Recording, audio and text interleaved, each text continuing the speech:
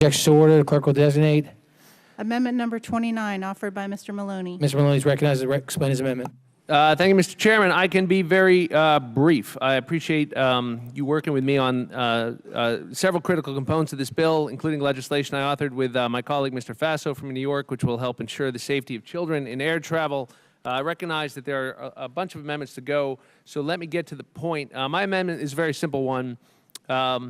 And it doesn't put us in the middle of some of the more heated discussions we've had here today. It simply would enable small hub airports to use their federal AIP funds towards construction of federal inspection facilities. That's it. So Stewart International Airport, which is in my district, is seeing an increase in service routes and in overall traffic, and as such will be required to construct a federal inspection facility to handle some more of that traffic. That, of course, makes sense and will ensure passengers and their belongings are being properly screened before entering New York.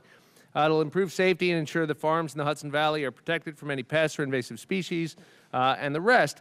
But what doesn't make sense is restricting Stewart's federal dollars from being spent on construction of this federal inspection facility. The airport is categorized as a non-hub airport right now, but actually succeeding increasing their employments, and that may find an increase in their categorization to a small hub airport. And because of FAA regulations, they will become unable to use their AIP funds for improving the airport. So I think the idea that an airport can't use its federal funds to do a federal inspection facility should probably confuse a lot of members here. I know it doesn't make sense to me.